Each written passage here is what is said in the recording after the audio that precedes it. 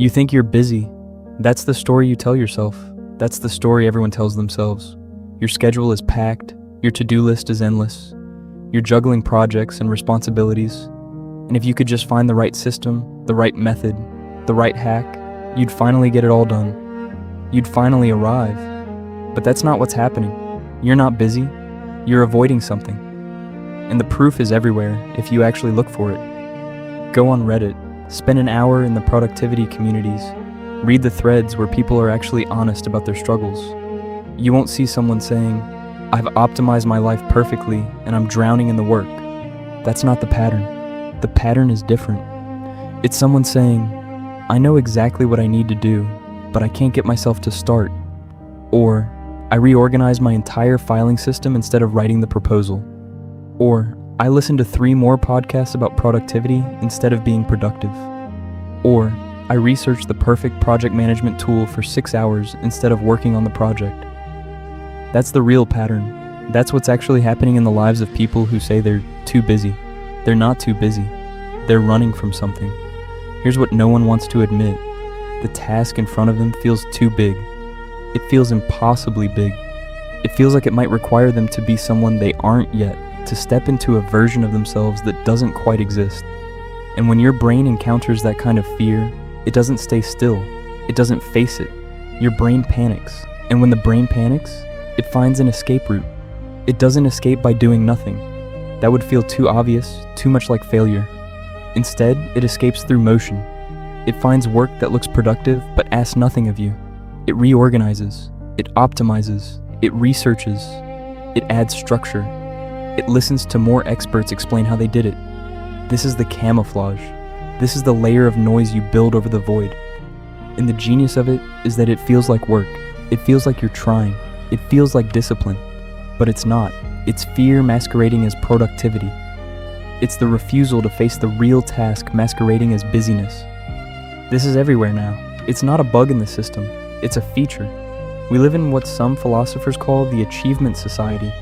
It's a particular kind of trap, and it's designed so perfectly that you can't see the bars. In the achievement society, you no longer need an external master to exploit you. You do it to yourself. You've internalized the demand. You interpret every moment of rest as a failure. You see every minute of stillness as wasted potential, a defect in your personal optimization, a moral lapse. You've turned your entire existence into a project that must be managed. And if you aren't constantly outputting, producing, creating, optimizing, you feel like you are fundamentally failing as a person. This isn't discipline. Discipline is clear and purposeful. This is something else. This is a psychological trap designed to keep you from ever stopping long enough to confront the void you're trying to escape. And the void is always the same. The fear that you don't actually know who you are. That if you stopped for 5 minutes, if you actually sat in the silence, you'd have to admit something you've been running from your entire life. Take Nikola Tesla, not as a historical figure, but as a mirror. His genius was real. His output was undeniable.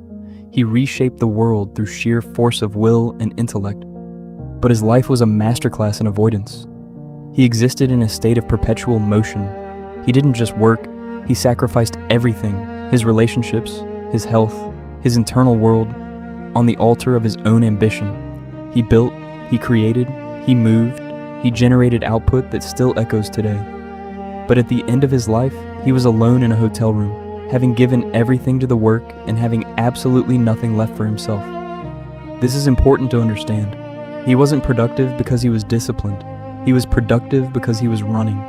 He used his genius as a weapon, not just against the world, but against his own internal experience. The work wasn't the goal. The work was the escape. Every invention, every design, every moment of creative breakthrough was a way to not sit still. It was a way to not face the emptiness. And here's what makes this dangerous. We've made Tesla the model. We've made this kind of relentless output the definition of success. We've built an entire culture around the idea that if you just create enough, build enough, produce enough, you will finally arrive at a place where you're safe. You won't. You'll just be like Tesla, alone, burned out, having sacrificed yourself to the machine of your own ambition. But you see this pattern in your own life, right now, on a smaller scale. Maybe your task isn't building something that changes the world. Maybe it's writing a project report. Maybe it's starting a business. Maybe it's having a difficult conversation with someone you care about. Maybe it's launching that thing you've been thinking about for months. The specific content doesn't matter. What matters is the feeling. The task feels heavy. It feels like it might expose you. It feels like it might require you to be someone you haven't proven you can be yet. And so you don't start. Instead, you check your emails, you reorganize your files, you optimize your system, you listen to another podcast by an expert who somehow figured it out. You buy another course. You research the perfect tool. You tell yourself you're getting ready, but you're not getting ready. You're hiding. You're building a wall of motion between yourself and the task, and you're calling it preparation. This is what productivity culture gets wrong.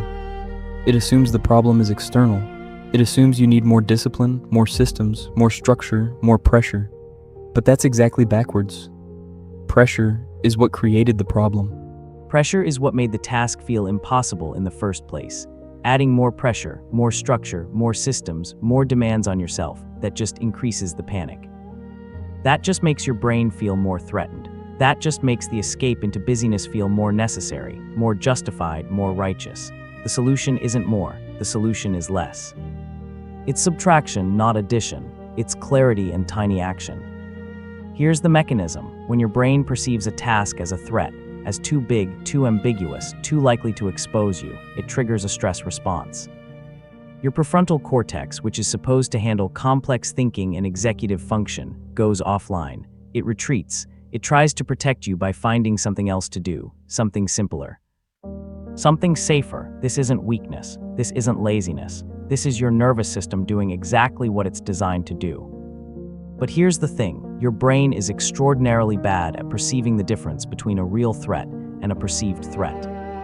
Your brain doesn't care if the task is actually dangerous or if it just feels dangerous. To your nervous system, they're the same, and so it activates the same protective mechanism.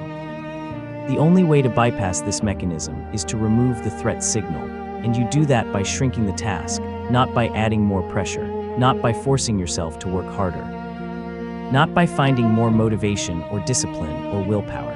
Those are all upstream solutions to a downstream problem. The problem isn't that you lack motivation. The problem is that your brain is in panic mode, and you can't think clearly when you're in panic mode. You can't access your executive function. You can't do the work, so you shrink the task.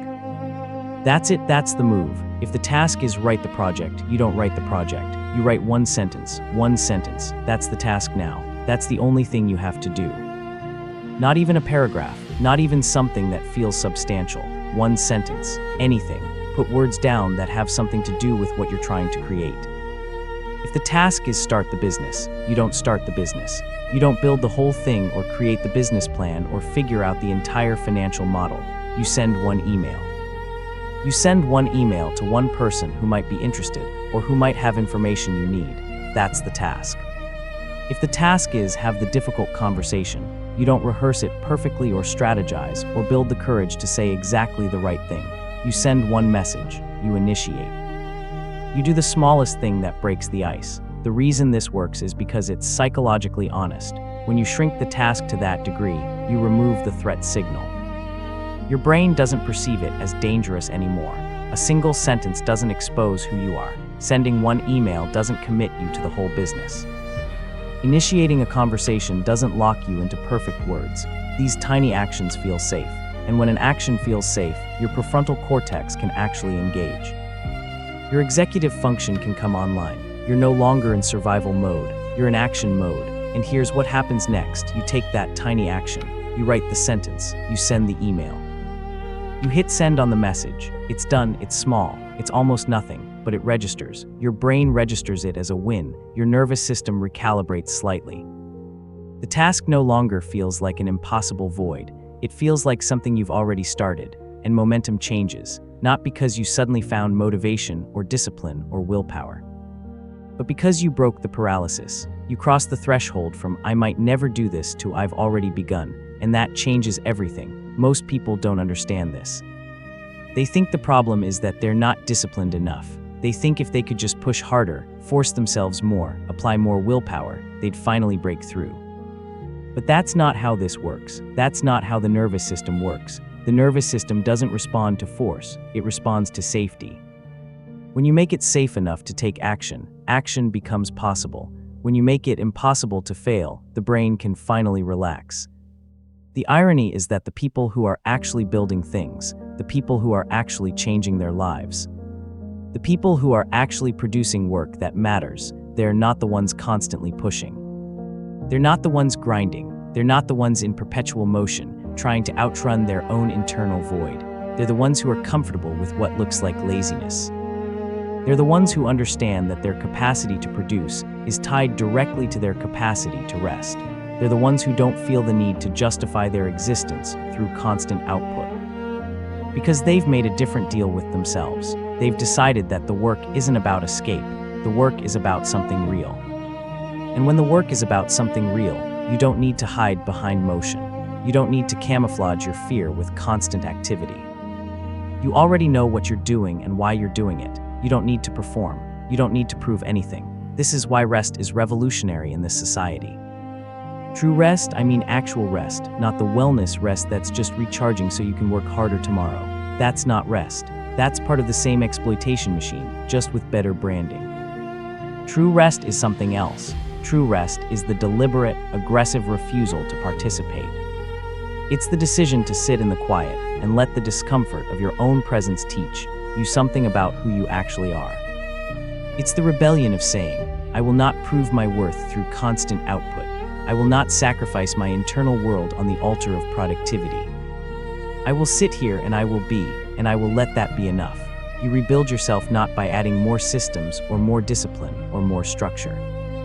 You rebuild yourself by stripping away everything that's keeping you from facing the actual void. You rebuild yourself by shrinking your life down to what actually matters. You rebuild yourself by understanding that you're not a machine designed to output. You're a human being with a specific design, and you're struggling against a world that doesn't care about your design. Your brain isn't broken. Your discipline isn't weak. Your willpower isn't insufficient. Your brain is just reacting to an environment it wasn't built for. It's protecting you the only way it knows how. And the way to work with that is not to force your way through. It's to change the signal. It's to make the task feel possible instead of impossible. So here's what this looks like in practice. You're going to stop trying to optimize your way out of your own experience. You're going to stop searching for the perfect system or the right hack or the method that finally makes it all click, because the problem was never about systems. It was about your relationship with yourself. It was about the fear underneath the noise. Stop hiding, stop the motion. Actually look at the task that you've been avoiding. The one that's been sitting there, getting bigger in your mind every time you don't start it. Look at it, and then shrink it ruthlessly. Shrink it until it's so small, so manageable, so obviously possible, that your brain cannot generate fear around it. Shrink it until there's literally no way to fail. And then take that one tiny action, not the whole thing, not the push, not the heroic effort, just the one small, quiet, completely unsexy action that you can take right now. Write the sentence. Send the email, make the call, open the document, do the thing that takes less than 5 minutes. That's where change actually starts, not with a giant push. Not with a vision board or a motivation speech or a new morning routine. It starts with one small, quiet, intentional act, and that act is enough. That's how you actually begin to change. You do it by being honest about why you're moving, which is usually to escape, and then choosing to move only when you know it's for something that matters. You do it by shrinking the gap between where you are and where you're trying to go until the gap is so small that your brain stops panicking. You do it by understanding that the obstacle isn't out there, it's in here.